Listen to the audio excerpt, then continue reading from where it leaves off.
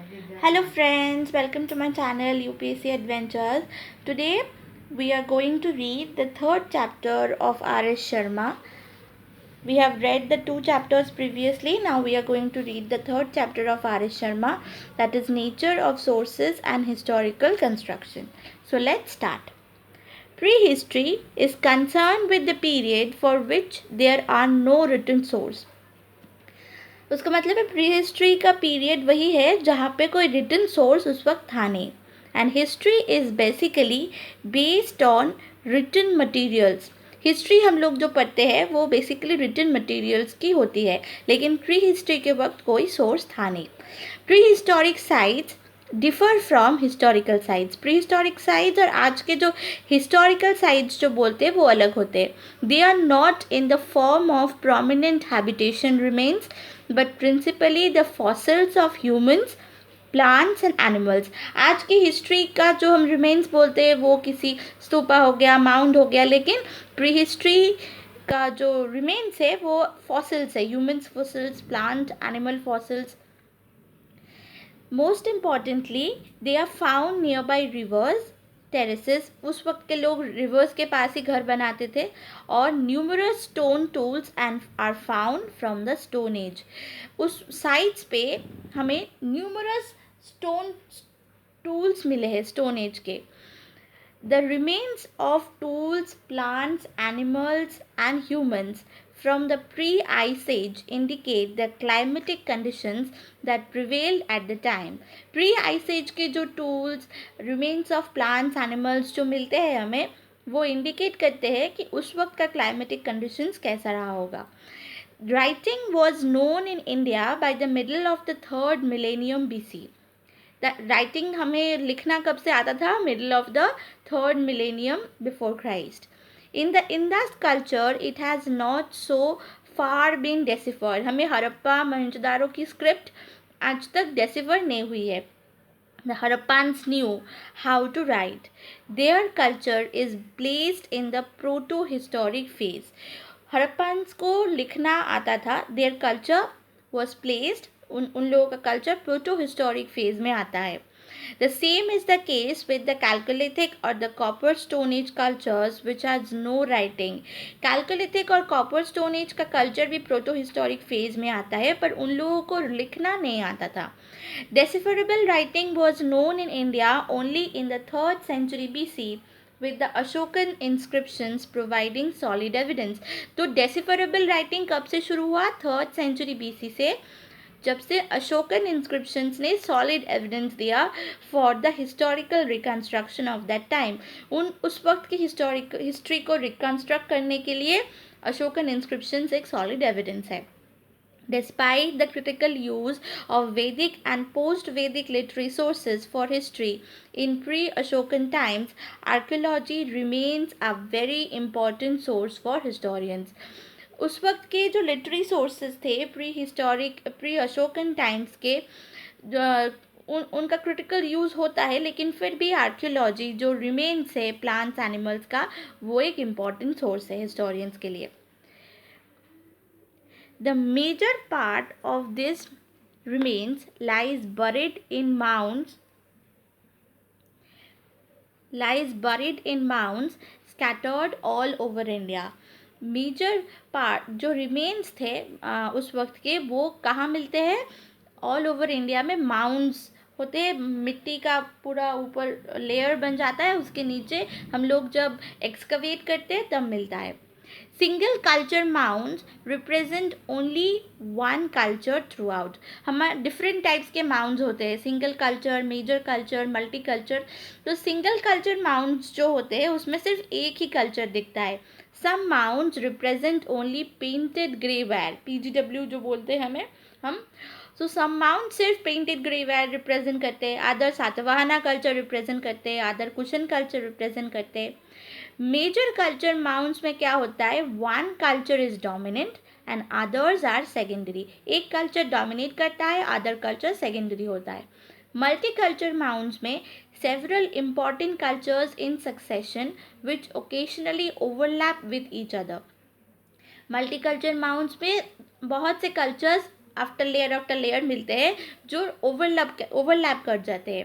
As in the case with Ramayana and Mahabharata, and excavated mounts can be use to understand the successive layers of the material and other aspects of the culture.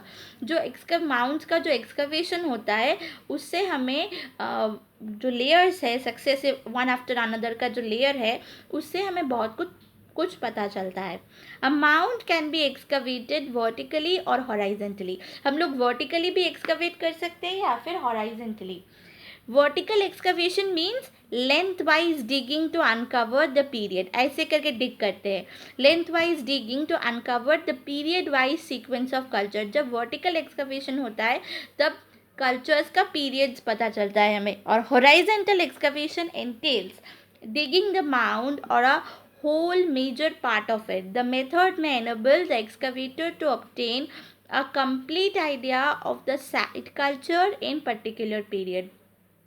तो horizontal excavation क्या Intel करता है कि पूरा जगह को excavate किया जाता है। It gives a complete idea, जो साइट का जो कल्चर है उस पीरियड का, उस पूरा कल्चर का जो आइडिया मिलता है। तो वर्टिकल एक्सकवेशन में हमें सिर्फ period wise sequence of cultures मिलता है और horizontal excavation में complete idea of the site culture we get. As most sites have been dug vertically, they provide a good chronological sequence of material culture.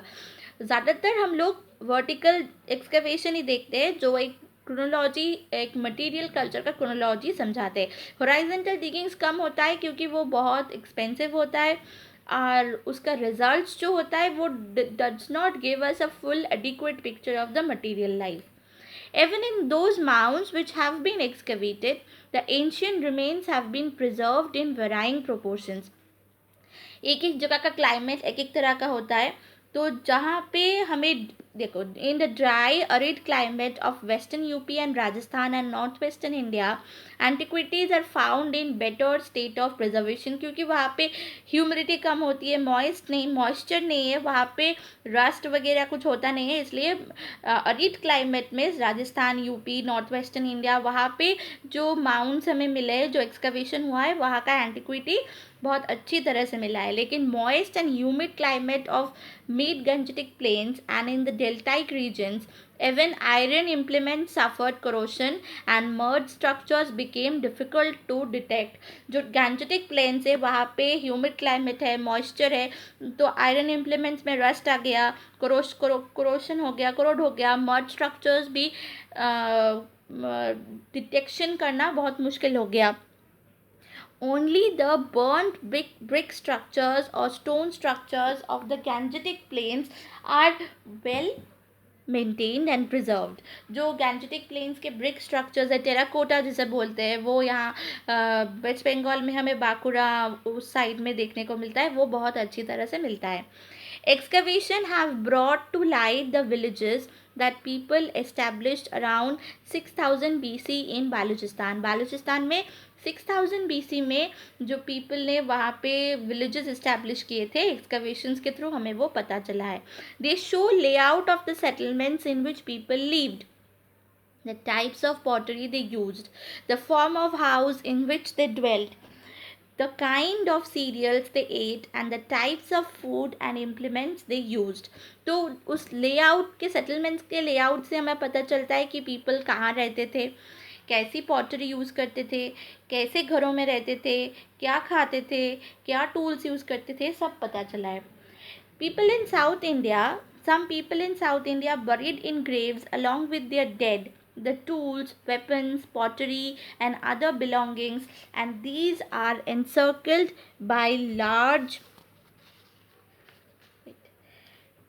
जो south India में उनके Graves में ये सब पॉटरी, अदर मटेरियल्स ये सब रखे गए थे, उसको एनसर्कल किया गया था लार्ज पीसेस ऑफ स्टोन से. उन स्ट्रक्चर्स को बोलते हैं मेगालिथ्स. ऐसे स्ट्रक्चर्स जो डेड के साथ डिफरेंट टाइप्स ऑफ आइटम्स रखा जाता है, फिर स्टोन से इंसर्कल किया जाता है, उसको बोलते हैं megaliths. although some megaliths do not fall in this category. पर सारे मेगालिथ्स एक कैटेगरी के नहीं होते. The science that enables us to systematically dig the successive layers of old mounds and to form an idea of the material life of the people is called archaeology. तो archaeology क्या है? Science that enable us to systematically dig the successive layers of old mounds. old mounds के जो layers है उसको systematically dig कर सकते हैं जिस साइंस से, और उस वक्त के मटेरियल लाइफ की एक आइडिया निकाल सकते हैं. उस साइंस को बोलते हैं आर्कियोलॉजी. कैसे निकालते हैं उसका एक मेथड है, वो है radio carbon dating. Radiocarbon or carbon 14 is a radioactive carbon isotope which is present in all living objects. सारे living objects में carbon 14 होता है. It decays like all radioactive substances at an uniform rate. वो decay होता रहता है, लेकिन जब ऑब्जेक्ट जिंदा होता है, when an object is living, the process of C14 is neutralized by absorption of C14 through air and food. जो डिके हो रहा है वो फिर से न्यूट्रलाइज्ड हो जाता है क्योंकि हमें C14 एयर और फूड से मिलता है. But when the object ceases to be live, its C14 content continues to decay at a uniform rate but ceases to absorb C14 from air and food. जब वो जिंदा नहीं रहता है तो क्या होता है, वो C14 तो डिके हो रहा है लेकिन उसका neutralisation by air and food नहीं हो रहा है. तो measuring the loss of C14 content in an ancient object, its age can be determined. तो एज कैसे ढूंढ सकते हैं हम? जितना C14 लॉस हुआ है उसका मेजर होता है. The half life of C14 is 5568 years. So ऐसे करके रेडियोकार्बन डेटिंग होता है. The history of climate and vegetation is known through an examination of plant residues and especially through pollen analysis. तो क्लाइमेट वेजिटेशन का history हमें कहाँ से पता चलता है? प्लांट रेसिड्यूज से, specially through pollen analysis. The agriculture was practised in Rajasthan. Pollen analysis से हमें पता चला है कि राजस्थान और कश्मीर में एग्रीकल्चर प्रैक्टिस होता था 7000 to 6000 BC में. The nature and components of metal artefacts are analysed scientifically. Metal artefacts का नेचर एंड कंपोनेंट भी हम लोग साइंटिफिकली एनालाइज करते हैं. The mines from which the metals were obtained are located and the stages in the development of metal technology identified. जहाँ पे mines थे वो भी ऑब्टेन हुआ है, और जो stages and the development of metal technology उसको भी हम आइडेंटिफाई कर पाए हैं. To get an idea of history of the soil, rocks etcetera, हम लोग कहाँ से लेते हैं? जियोलॉजिकल स्टडीज से. हिस्ट्री ऑफ सॉइल, रॉक्स, इसका आइडिया हमें मिलता है जियोलॉजिकल स्टडीज से. The world of plants and animals keeps on changing. World of plants and animals keeps on changing, और उसको हमें पता चलता है कहाँ से? बायोलॉजिकल स्टडीज से. प्लांट्स एंड एनिमल्स चेंज होते रहते हैं और वो हमें बायोलॉजिकल स्टडीज से पता चलता है. Human history can not be understood without an idea of the continuing interaction between soils, plants and animals on the one hand and humans on the other. Human history को हम लोग जब तक soils, plants, animals से नहीं देखेंगे, human से नहीं देखेंगे, तो हमें पता नहीं चलेगा पूरी तरह से.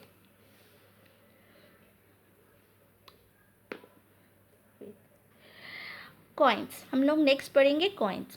तो कॉइन्स कहाँ से मिला है? अ large number of coins and inscriptions हमें कुछ सरफेस से भी मिले हैं, कुछ को हमें अनअर्थ करना पड़ता है डिगिंग करके. The study of coins is called numismatics. तो स्टडी ऑफ कॉइन्स क्या है? Numismatics.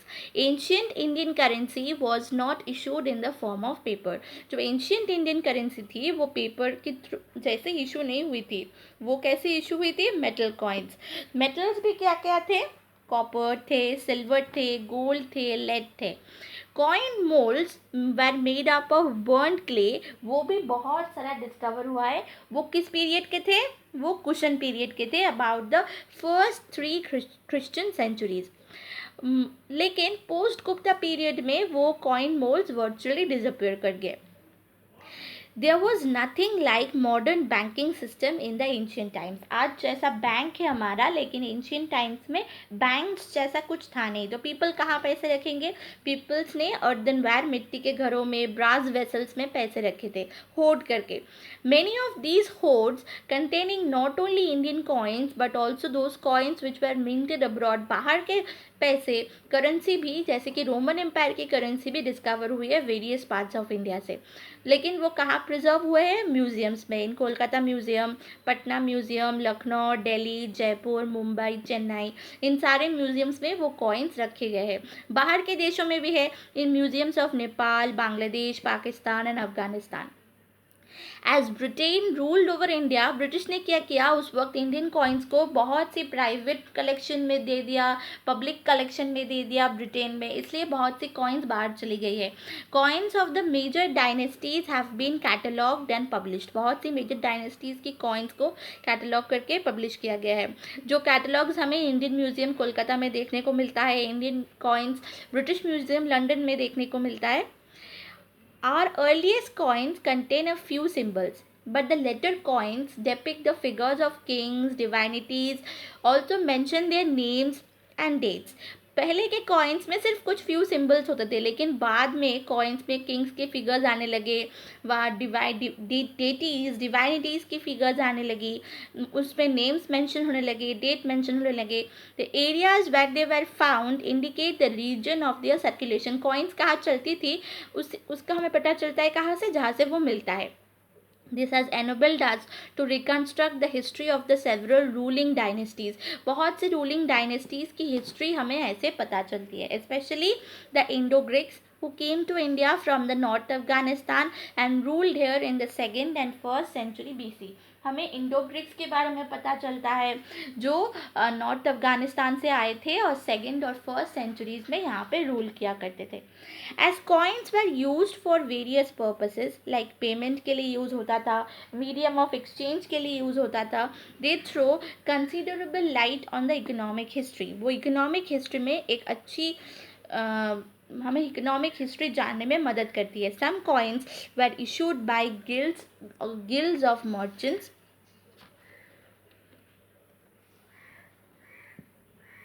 and goldsmiths. The largest number of Indian coins date to the post Maurya period. बहुत से Indian coins post Maurya periods के भी है. उस वक्त कॉइन्स किससे तैयार होते थे? Lead, potin, copper, bronze, silver, gold, इस सब से उस वक्त कॉइन्स तैयार होते थे. The Guptas issued a large number of gold coins. All this indicates that trade and commerce flourished. बहुत से कॉइन्स मिलते थे, इसका मतलब हुआ है कि उस वक्त बहुत अच्छी तरह से ट्रेड एंड कॉमर्स था. फ्यू कॉइन्स उसके बाद मिलते हैं पोस्ट गुप्ता पीरियड में, उसका मतलब उस वक्त ट्रेड एंड कॉमर्स डिक्लाइन कर गया था. Coins also portray kings and gods, all of which through light on the earth and religion of that times. Kings and gods के कॉइन्स भी मिलते हैं जो हमें उस वक्त के रिलीजन, अर्थ, इन सब के बारे में बताते हैं. कॉरीज भी एज अ कॉइन्स यूज होते थे, लेकिन उसका परचेजिंग पावर बहुत लो था. नेक्स्ट पढ़ेंगे inscriptions. The study of inscriptions को क्या बोलते हैं? एपिग्राफी बोलते हैं. Study of inscriptions is called epigraphy. The study of old writing used in inscriptions are called paleography. So old writing जो inscriptions में लिखते थे उसकी study को बोलते हैं paleography. Inscriptions were carved. कहाँ पे लिखे जाते थे? seals, stone pillars, rocks, copper plates, temple walls, wooden tablets, bricks and images. इन सब में लिखे जाते थे. The earliest inscriptions recorded on stone. बहुत से पुराने इंस्क्रिप्शन सिर्फ स्टोन्स में ही मिलते हैं. अर्लीस्ट वाले सिर्फ स्टोन्स में ही मिलते हैं. The early centuries of the Christian era copper plate. In Christian era के अर्ली सेंचुरीज में कॉपर प्लेट इंस्क्रिप्शंस शुरू हुए. Engraving, even the practice of engraving inscriptions on stone continued on a large scale in South India. South India में भी inscriptions को stone में ही engrave किया जाता था. Inscriptions are preserved in various museums of the country, बहुत से museums में प्रिजर्व किया गया है, बट लार्जेस्ट है चीफ एपिग्राफिस्ट के ऑफिस में मैसूर में. Earliest inscriptions were written in Prakrit in the 3rd century BC. Prakrit में अर्लीस्ट इंस्क्रिप्शंस लिखे जाते थे. Sanskrit was adopted as an epigraphic medium in the 2nd century AD. Epigraphic Sanskrit को as a epigraphic medium adopt किया गया था 2nd century AD में, and its use became widespread in the 4th and 5th centuries. 4th and 5th centuries में उसका use बढ़ गया. In regional, inscriptions began to be composed in regional languages in 9th and 10th centuries. Regional language में inscriptions compose होना शुरू हो गया था 9th and 10th century में. Most of the inscriptions bearing on the history of Maurya, post-Maurya and Gupta periods have been published in a series of collections called Corpus Inscriptionum Indicarum. इस collection में corpus इंस्क्रिप्शनम इंडिकरम, इस collection में Mauryan, post Mauryan and Gupta periods के inscriptions को publish किया गया है. But not many inscriptions of the Gupta period figure in such systematic compilations. Post Gupta period के इंस्क्रिप्शंस ऐसे सिस्टमैटिक कंपाइलेशन में मिलते नहीं है. साउथ इंडिया के इंस्क्रिप्शंस भी बहुत सारे हैं, लेकिन about 50,000 inscriptions still await publication. The Harappan inscriptions await decipherment. अभी तक उनको डेसिफर किया नहीं गया है, वो अभी तक पढ़ा नहीं गया है. It was written in a pictographic script. Most Ashokan inscriptions were written in Brahmi script from left to right, but some were written in Kharoshti script from right to left. तो Ashokan inscriptions Brahmi script में left to right लिखा जाता था, पर कुछ inscriptions Kharosthi में भी है, वो right to left लिखा गया है. However, the Brahmi script prevailed virtually all over India except for the northwestern part. Northwestern part को छोड़ के Brahmi script all over India में prevail करती थी. Greek and Aramaic scripts were employed in writing Ashokan inscriptions in Pakistan and Afghanistan. Pakistan और अफगानिस्तान में Greek और Aramaic scripts लिखे जाते थे, पर Brahmi till the end of Gupta times Brahmi main script था. Inscriptions found on the seals of Harappa belonging to 2500 BC are considered symbolic by some scholars. जो 2500 BC के हड़प्पन सील्स है वो सिंबॉलिक है, ऐसा बहुत से स्कॉलर्स का मानना है. For Indian history, the earliest deciphered inscriptions are Iranian. सबसे पुराने डेसिफरेबल इंस्क्रिप्शन है Iranian. They belong to 6th to 5th centuries BC and are found in Iran. कहाँ मिलता है? ईरान में, और वो 6th और 5th century BC को बिलोंग करते हैं. They appear in Old Indo-Iranian and also in Semitic languages in the cuneiform script. वो Old Indo-Iranian language में मिलता है, Semitic languages में मिलता है in cuneiform script. जैसे यहाँ पे ब्राह्मी एक स्क्रिप्ट है और लैंग्वेज प्राकृत है, वैसे ही old Indo Iranian language cuneiform script. In India the earliest deciphered are Ashokan inscriptions. वो तो ईरान में हो गया. इंडिया में सबसे पुराने इंस्क्रिप्शन जो डेसिफर हुए थे वो है Ashokan inscriptions. They are generally written in Brahmi script and Prakrit language in the 3rd century BC. Brahmi script और Prakrit language 3rd century में लिखा गया था, 3rd century BC में. They throw light on Maurya history and Ashoka's achievements. Maurya history और Ashoka's achievements को दर्शाता है. In the 14th century to AD, 2 Ashokan pillars pillar inscriptions were found by Firoz Shah Tughlaq. किसको मिला था? फिरोज शाह तुगलक को मिला था 14th century AD में 2 Ashokan pillar inscriptions, one in Meerut and one in Topra in Haryana. ये 2 जगह पे मिला था. उसको उन्होंने क्या किया? दिल्ली लाए. He brought them to Delhi and asked the pandits of his empire to decipher it, but pandits failed. पंडित को बुला के उनको कहा था कि इसको पढ़ो, लेकिन पंडित पढ़ नहीं पाए. The same difficulty was faced by the British. But first it was deciphered in 1837 by James Prinsep, a civil servant in the employment of East India Company in Bengal. East India Company Bengal में एक civil servant थे James Prinsep. उन्होंने first decipher किया था Ashokan inscriptions को 1837 में. Ashokan inscriptions और भी बहुत से जो इंस्क्रिप्शन है वो बहुत तरह के होते थे। सम क्या करते थे, रॉयल ऑर्डर्स देते थे सोशल, रिलीजियस, एडमिनिस्ट्रेटिव मैटर्स में, जैसे अशोकन इंस्क्रिप्शंस थे। सम वोटिव रिकॉर्ड्स रखते थे रिलीजन्स के बारे में, बुद्धिज्म, जैनिज्म, वैष्णविज्म, शैविज्म। वो कहाँ मिलता है, पिलर्स पे, टैबलेट्स पे, टेम्पल्स पे, एज अ डिवोशनल मार्क। ठीक है। कुछ इंस्क्रिप्शंस यूलोजाइज करती है। यूलोजाइज का मतलब है राजा के बारे में लिखते हैं, उनके सारी अचीवमेंट्स के बारे में लिखते हैं, लेकिन उनके डिफीट्स के बारे में कुछ नहीं लिखते। The attributes and achievements of the kings and conquerors were written and they ignored their defeats and weaknesses. उनके जो डिफीट था, वो जहाँ पे हारे थे, वो सब कुछ नहीं लिखते हैं यूलोजाइज में। The Allahabad pillar inscriptions of Samudragupta are example of it. There are many donative records, especially the gifts of money, cattle, land, etc. उसका भी inscriptions होता था. Inscriptions regarding land grants are very important for the study of land system, administration of ancient India. ये सब के लिए land grants का inscriptions बहुत important है, जो copper plates में मिलता है, जिस they are records of grants of lands to villages, revenues were taken, they were gifted to monks, priests, temples, monasteries, vassals, officials. इन सबको तब देते थे land grant. They are written in Prakrit, Sanskrit, Tamil and Telugu. ठीक है, ये सारे languages में, प्राकृत, संस्कृत, तमिल, तेलुगु, ये सारे लैंग्वेजेस में लिखे जाते थे। आज हम यहाँ तक पढ़ते हैं। एक बहुत लंबा चैप्टर है, इसको हम 2 दिन में पढ़ेंगे। सो आज हमने लिटरेरी सोर्सेज के पहले तक पढ़ा है। ठीक है।